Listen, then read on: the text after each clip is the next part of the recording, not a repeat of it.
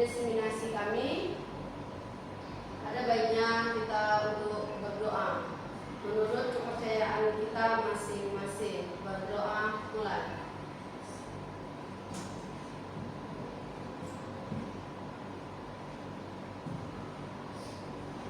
Selesai. Sebelumnya kami melanjutkan ke materi, yaitu menyebarkan pemahaman dan penerapan pengalaman kita di dalam budaya positif. Kami meminta kepada Ibu Kepala Sekolah memberikan sepatah dua kata untuk kami melanjutkan kegiatan ini. Kepada Ibu kami persilakan. Bismillahirrahmanirrahim. Assalamualaikum warahmatullahi wabarakatuh. Waalaikumsalam warahmatullahi wabarakatuh. Terima kasih untuk Bu Putri dan Bu Minister. Terlebih dahulu kita sampaikan puji syukur kepada Allah Subhanahu wa taala yang memberikan kita amat sehat sehingga kita bisa hadir di ruangan ini dalam kegiatan pemaparan budaya positif. Dan tak lupa juga kita sampaikan salawat dan salam kepada Nabi Muhammad dengan lafaz Allahumma shalli ala sayyidina Muhammad wa ala ali sayyidina Muhammad. Semoga di yaumul akhir nanti kita mendapatkan syafaatnya. Amin amin ya rabbal alamin.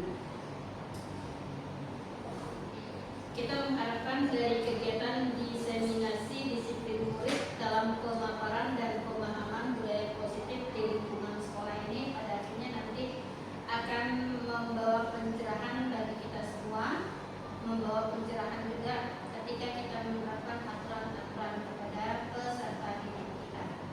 Itu harapan kita. Dan ini bukan hanya pemaparan saja, ini juga kita harapkan diterapkan juga di peserta didik kita. Jadi Bu Putri dan juga harapan kami bisa sekali bahwa ini juga bisa diterapkan di peserta didik kita. Saya rasa untuk sambutan saya cukupkan sampai di sini. Lebih dan kurang saya mohon maaf dan saya akhiri dengan wabillahi taufiq wal hidayah. Assalamualaikum warahmatullahi wabarakatuh. Waalaikumsalam warahmatullahi wabarakatuh. Terima kasih kepada Ibu Kepala Sekolah Sri Sulianti. Kita lanjut saja langsung ke pemaparan atau menjelaskan bagaimana sih sebenarnya budaya positif itu. Bagaimana sih nanti adanya penerapan di dalam pengalaman kita di dalam lingkungan sekolah. Kepada Ibu Misda dipersilakan.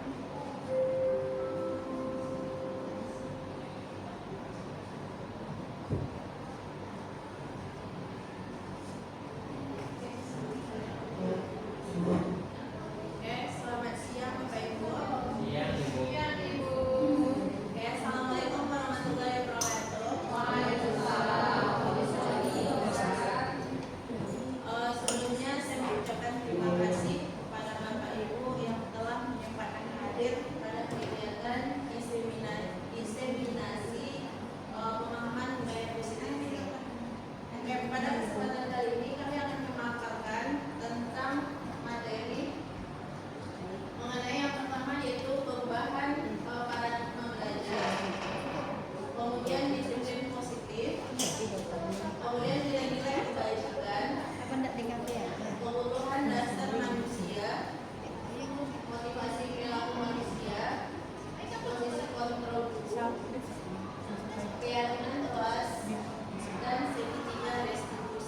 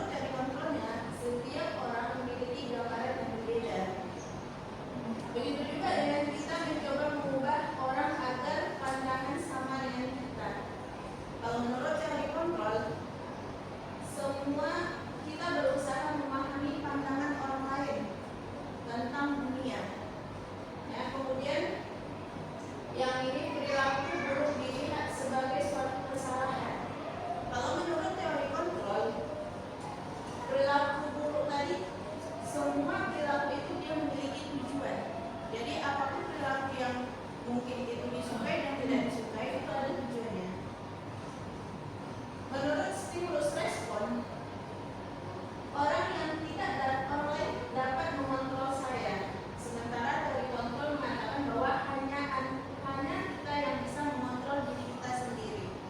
Orang lain tidak dapat mengontrol kita. Kemudian adanya pemaksaan pada saat bukan gagal. Sementara menurut teori kontrol, kolaborasi dan konsensus menciptakan pilihan-pilihan baru. Kemudian terakhir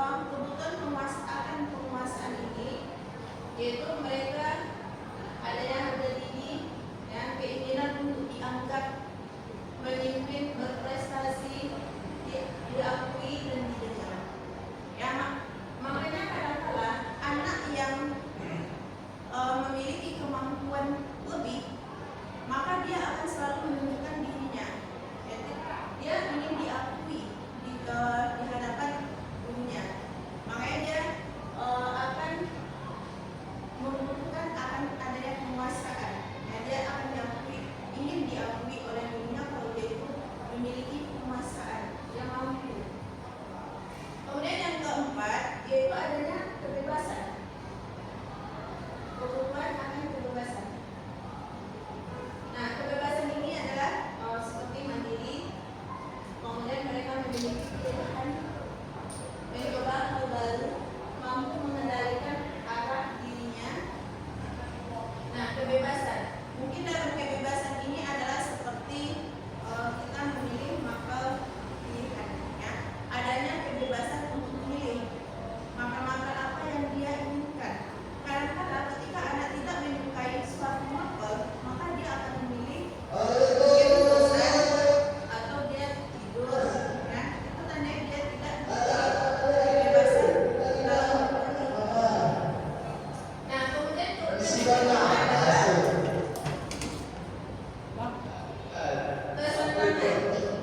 ya. Nah, kesenangan ini seperti bermain, humoris, ya, antusias, dan ya. Jadi di sini ketika kita mengajar, itu mungkin perlu adanya seperti ice breaking, ya, supaya anak merasa senang. Kemudian mungkin ada permainan, dengan membuat permainan maka anak-anak akan merasa senang.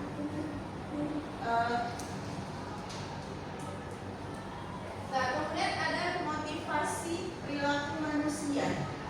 Nah, untuk motivasi, ada motivasi ini terbagi dua. Yang pertama yaitu motivasi dari dalam diri sendiri, atau yang kedua motivasi dari luar. Atau dari luar ini disebut motivasi ekstrinsik, dan dari dalam itu disebut motivasi intrinsik. Yang motivasi dari luar ini apa? Yang pertama yaitu untuk menghindari ketidaknyamanan atau hukuman, ya. Sehingga nanti dengan adanya motivasi ekstrinsik ini, mereka melakukan sesuatu itu untuk menghindari hukuman, ya. Mereka takut dihukum, makanya mereka mengikuti peraturan yang ada supaya tidak kena hukum. Itu yang pertama. Yang kedua adalah untuk mendapatkan imbalan atau penghargaan. Jadi mereka itu termotivasi supaya mereka itu mendapatkan reward, adanya penghargaan. Misalnya penghargaan dari guru, dia mungkin selalu datang tepat waktu, maka dia mendapatkan penghargaan. Atau tugasnya selalu tepat waktu, maka dia ingin mendapatkan penghargaan.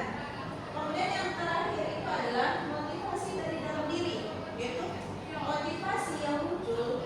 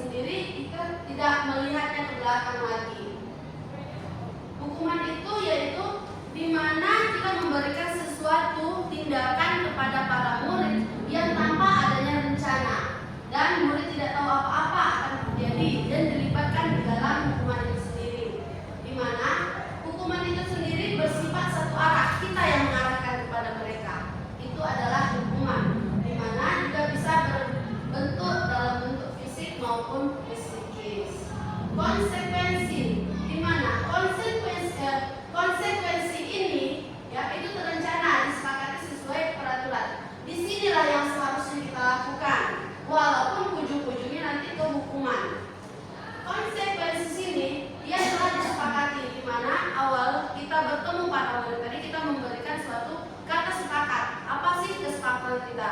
Tetapi di sekolah kita mereka baru masuk aja daftar ulang, mereka sudah mengikuti.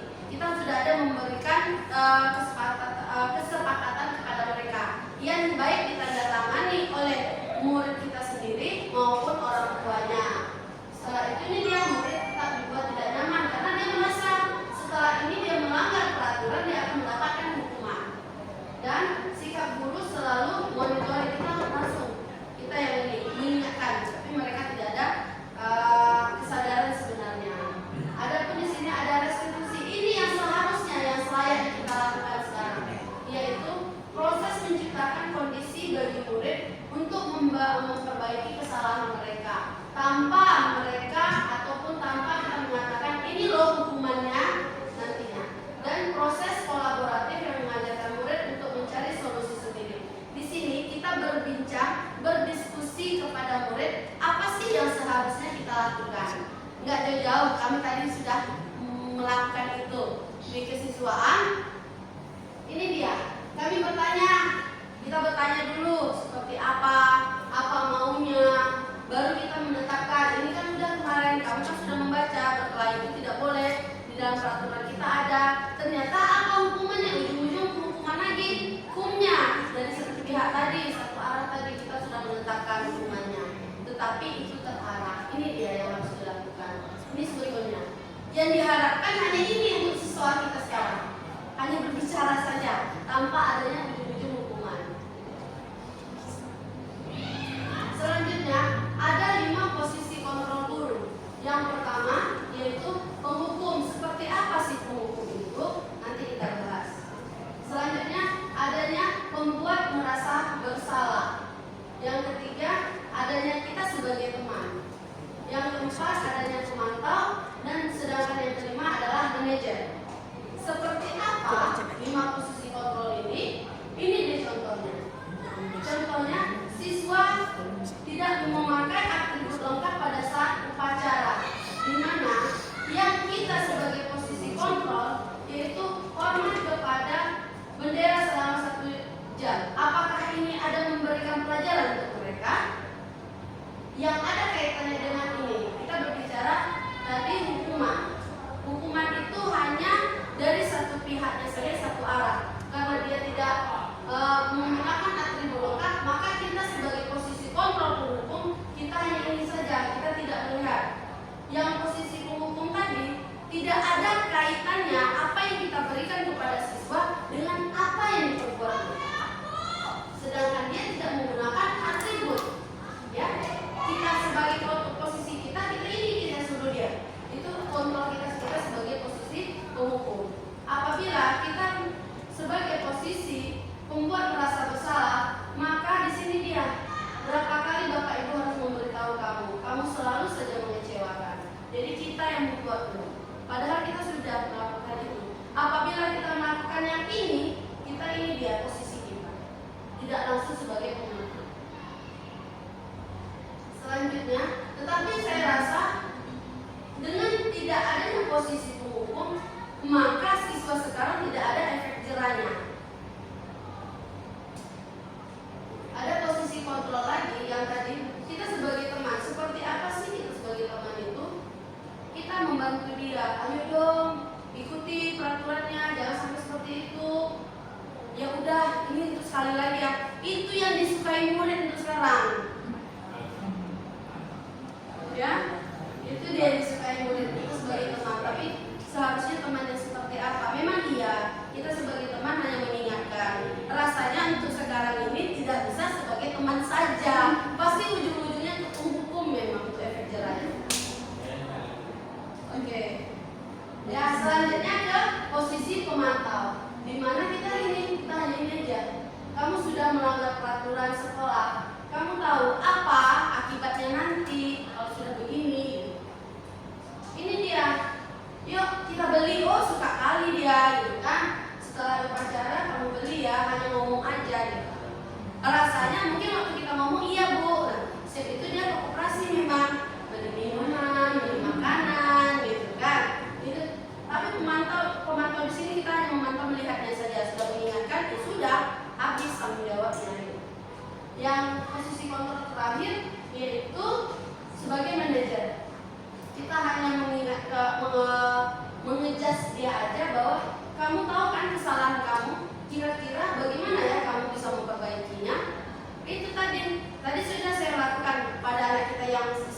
yang cewek tadi berkelahi bahwa apa yang harus kamu lakukan. Tadi itu saya sebagai manajer, apa yang harus kamu lakukan setelah ini terbukti? Oh iya Bu, saya harus minta maaf. Oke, silakan. Ini 5 posisi kontrol dulu. Nih, coba kita tebak. Kita sebagai apa ya? Posisi kontrol. Yang pertama, saya kecewa. Saya kecewa sekali dengan kamu. Ini posisi kontrol apa? Apa? Membuat rasa bersalah. Kita buktikan.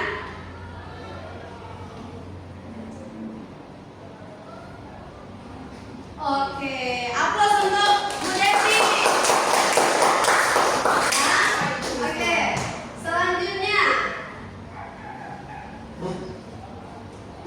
posisi kontrol apakah saya apabila kamu tidak pernah benar melakukannya? Posisi kontrol seperti apa ini? Apa Bu Zemi?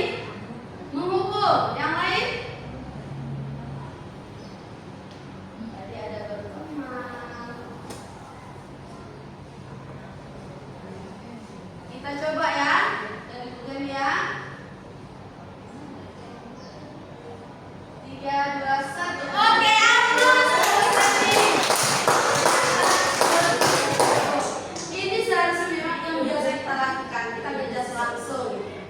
Oke, selanjutnya yang kita lakukan itu yaitu ayo anak lakukan demi Bapak dan Ibu. Ya, lanjut ya, mau ya. Sebagai 3, 2, 1.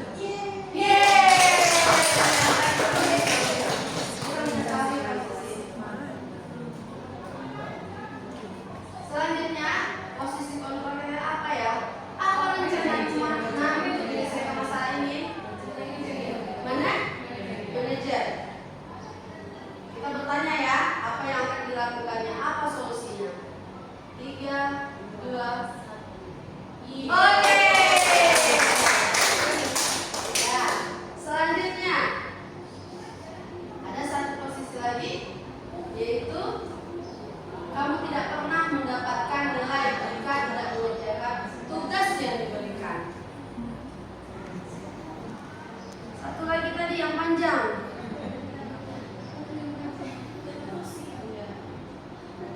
Kan.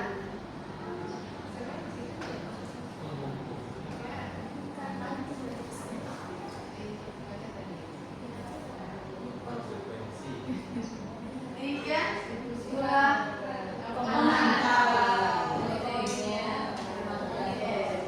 ya, inilah posisi kontrol kita dulu terhadap model. Tapi rasanya memang kita selama ini lebih ke penghukum. Tetapi sebelum menghukum, saya rasa juga kita bukan hanya langsung ngejudge ya, menghukum mereka. Kita mengingatkan mereka seperti apa gitu, dan kita mencari solusinya seperti apa. Menghukum itu udah lewat rasanya. Selanjutnya keyakinan kelas. Mengapa keyakinan kelas bukan peraturan kelas? Nah, itu dia. Karena ada kata kesepakatan. Sebelum kita menindaklanjuti tadi sebagai penghukum tadi dari satu arah, maka kita lakukan dulu kesepakatan. Kalau sudah peraturan kelas, kan sudah ada efeknya nanti ke penghukum, ke hukumnya. Jadi makanya kita mengatakan itu keyakinan kelas, bukan peraturan kelas lagi. Ada kesepakatan antara si murid dan guru, si guru dan murid, ya, murid dan guru, baik ataupun guru murid dan murid. Ini dia yang biasa dilakukan. Maka keyakinan kelas dulu. Pembentukan keyakinan kelas itu seperti apa? Bagaimana? Yaitu yang bersifat abstrak. Di sini kita tidak mematokkan kamu harus begini. Boleh kita terima semua ide-ide mereka. Dan juga berupaya pernyataan universal. Di sini sifatnya umum. Kita tidak melihat dia anak siapa, dia siapa, dan dia bagaimana. Sedikit saja agar mudah diingat. Jadi pasti, to point. Selanjutnya disesuaikan dengan kondisi kelas dan sekolah sehingga mudah ditetapkan atau diterapkan di dalam lingkungan sekolah. semua warga sekolah atau kelas dilibatkan saat membuat keyakinan kelas. Ini dia adanya kesepakatan kelas tadi. Baik, tadi saya rasa baik bukan hanya di kelas, di sekolah juga kita kesepakatannya ada komite, ya ada komite. Ini dia proses untuk melakukan kita sebagai pendukung kah, sebagai teman kah. Ini dia di segitiga restitusi, di mana segitiga restitusi ini yaitu suatu proses dialog yang dijalankan oleh guru agar dapat menghasilkan murid yang mandiri dan bertanggung jawab. Yang pertama yaitu dengan menstabilkan identitas.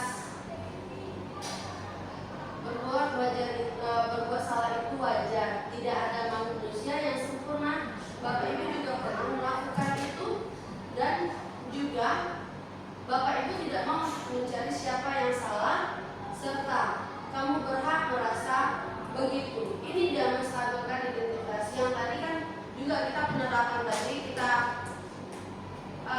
antara cekcoknya tadi perselisihan paham antara si cewek satu dengan yang dua tadi. Di sini kita menanya betul siapa yang salah, dapatnya dari mana info ini. Ini dia menstabilkan identitas. Kita jumpakan semua, kita kumpulkan permasalahan, data ataupun menganalisisnya. Selanjutnya, fasilitas tindakan yang salah. Seperti apa itu? Kamu pasti punya alasan. Tadi, kenapa kamu bisa marah? Kenapa kamu begini? Itu dia yang perlu. Ini dia. Padahal kamu bisa melakukannya. Kamu melakukannya karena mempertahankan sesuatu yang penting. Ini saya rasa kalau kita di kesiswaan kita main-main sudah tadi to the point, keyakinan kelas yang langsung. Tetapi inilah perjalanan yang harus dilakukan. Tetapi alhamdulillah kalau saya juga nih bukti dari kurikulumnya sendiri, Bu Devi duduk kami melaksanakan tadi stabilkan identitas. Kita bertanya siapa orang yang terlibat. Itu tadi. Yang kedua, validitas tindakan yang salah. Kami mencari akar permasalahannya, siapa, dari mana, itu dia. Yang terakhir adalah menanyakan keyakinan. Yakin benar apa yang diucapkannya. Apa keyakinan kelas kita? Nilai apa? Ini tadi saya menyatakan bahwa di dalam menanyakan keyakinan, ada nggak kemarin kalian menyatakan hukum kita? Ini dia.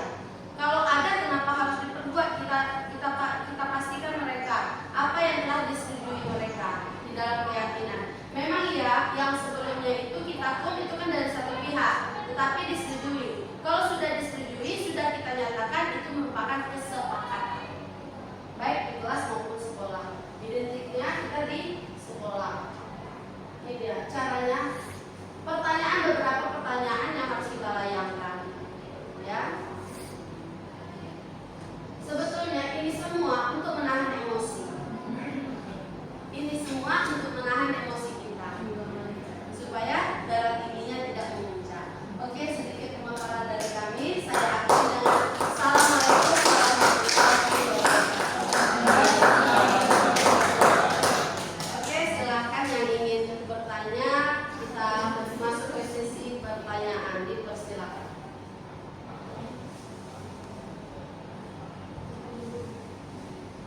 Ada? Oke, Bu Devi, silakan. Waalaikumsalam. Warahmatullahi wabarakatuh. Ya.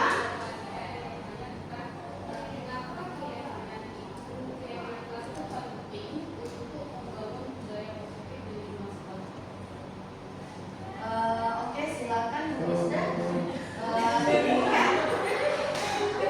Iya, kan biar bergantian, kita kan berdiskusi kan. Nah, gitu.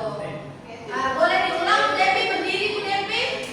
Lebih kuat di biar sama-sama mendengar kita apa pertanyaan dari Bu Devi. Mengapa keyakinan kelas itu penting untuk membangun budaya positif di sekolah? Ya. Boleh kami berdiskusi sebentar? Pertanyaannya saya langsung. Boleh sama lagi? Boleh. Oke, tunggu. Hah? Enggak, satu-satu aja. Satu-satu aja. Tunggu bentar, biar agak. Nah,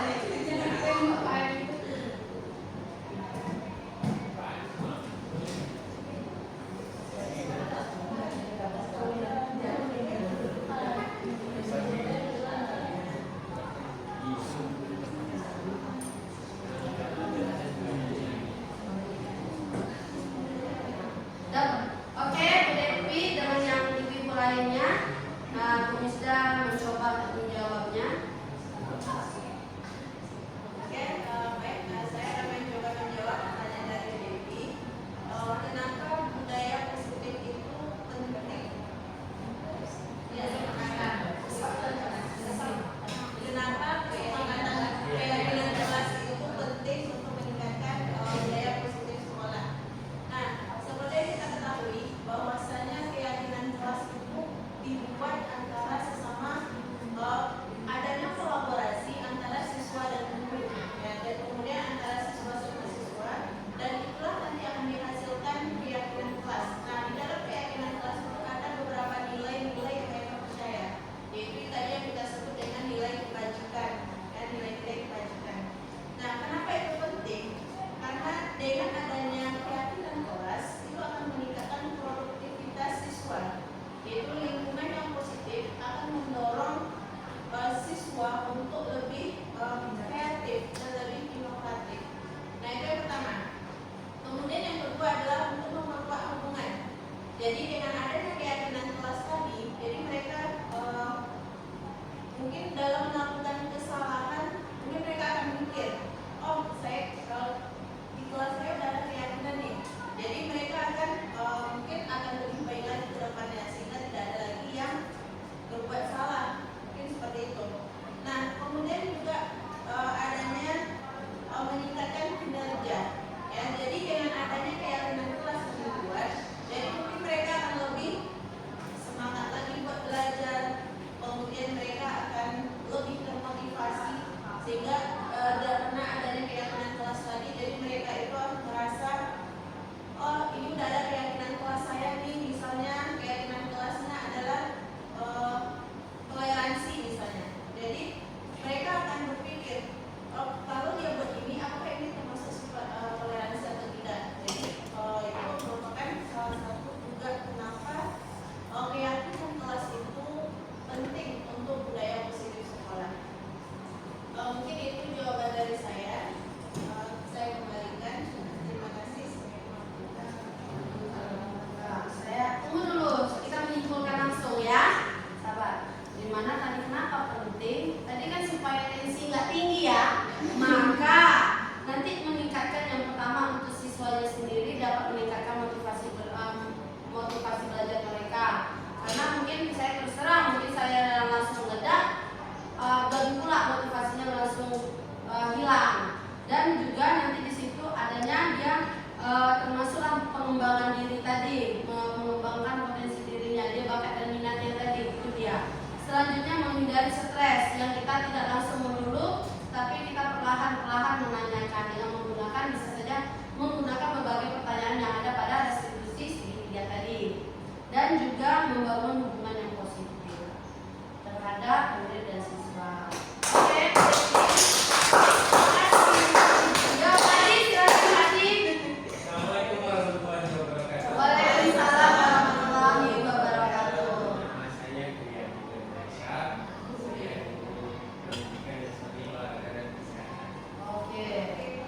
Sekali tidak uang. Sejalan dengan pernyataan dari Ibu Devi seberapa pentingnya tadi keyakinan kelas. Bapak ibu-ibu yang di depan sudah beberapa bulan dan semester ini tentu sudah membuat contoh konkret keyakinan kelas di kelasnya. Kami pengen tahu contohnya seperti apa yang konkret yang Ibu lakukan selama ini, yang Ibu sepakati bersama siswa dan mungkin bersama komite sekolah atau komite kelasnya, agar mungkin menjadi referensi kami nanti ketika belajar di kelas pula. Begitu. Terima kasih. Assalamualaikum warahmatullahi wabarakatuh. Waalaikumsalam warahmatullahi wabarakatuh. Oke, bagaimana Bu Misda? Oke, saya lanjut nih atau Bu Misdanya? Nah, oke. Kalau dari saya ya, saya bukan sebagai wali kelas, tetapi dari guru pelajaran maka seni budaya, di mana contoh sedikitnya saja saya minta kepada mereka kesepakatannya, mereka membawa buku catatan pelajaran itu saya minta seragam.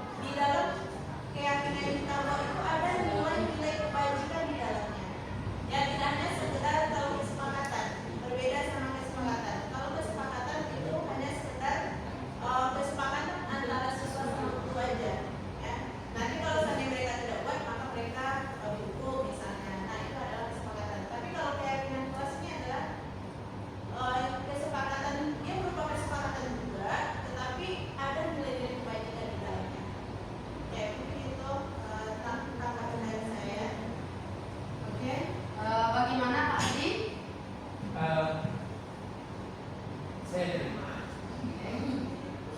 Cuma ada yang sedikit mengganjal karena kita ke pihak komite sekolah maupun komite kelas ya. Bukan. Jadi? Ini di dalam kelas tadi menyatakan bahwa kesepakatan kembali lagi tadi keyakinan bahwa kan beda tuh pembahasannya. Saya selama ini mungkin nggak paham sampai kalimat ini ya. Tapi tetap dari pertama sekali saya mengajar di SMA ini 2013 itu sudah saya lakukan.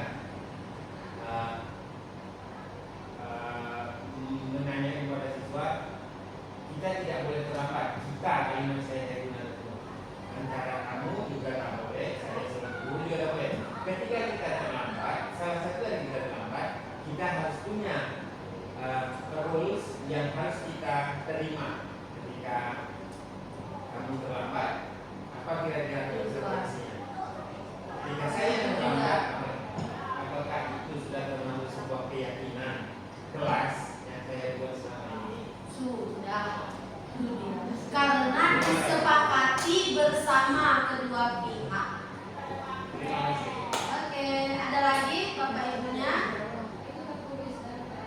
Abstrak. Tidak. Oke, ada lagi? Bagusnya keyakinan kelas itu kita buat dan itu nanti setiap sekali kita sebulan itu direvisi apakah itu masih bisa dipakai atau belum. Itu setahu saya kalau itu kelas ya, Ya, yang kecil.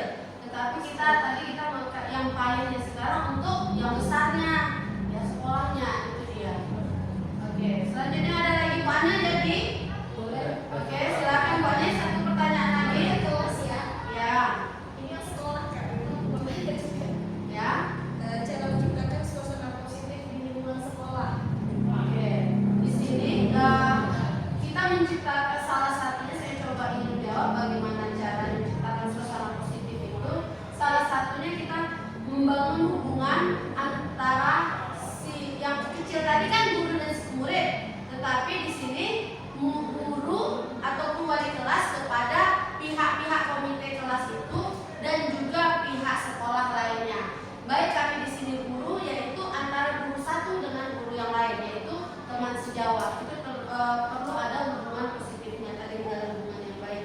Dan selanjutnya membuat proses pembelajaran itu yang menarik itu khususnya berarti itu dari kita ke guru ke siswanya juga. Selanjutnya menciptakan lingkungan yang kondusif. Di sini tadi seperti yang Pak Adi katakan keyakinan tadi kita bukan hanya mengajarkan kepada mereka untuk saling menghargai, menghormati ataupun yang lain, kita sama-sama ikut andil di dalam kegiatan apa tadi keyakinan kelas yang kita sepakati. Kalau mereka katakan ya ini kesepakatan, contoh nggak jauh-jauh untuk kesepakatan pihak sekolah tadi yang siswa yang terlambat di luar pagar, gurunya juga seperti itu. Itu sudah keyakinan sekolah dia punya, karena kita sekolah sekarang di lingkungan besarnya. Dan kita juga bekerja sama dengan orang-orang tua yang ikut andil. Itu saya rasa cara dalam menciptakan suasana positif di lingkungan sekolah. Oke, cukup Bapak Ibu. Untuk akhir kata dari kami, terima kasih karena pemaparan dan bagaimana sih sebenarnya nilai-nilai kebajikan itu. Jadi suatu sekolah itu mustahil tanpa ada suatu masalah. Bagaimana cara kita menghadapi siswa? Mungkin tidak langsung melulu saja. Kita gunakanlah mungkin ada rentetan-rentetan atau bagaimana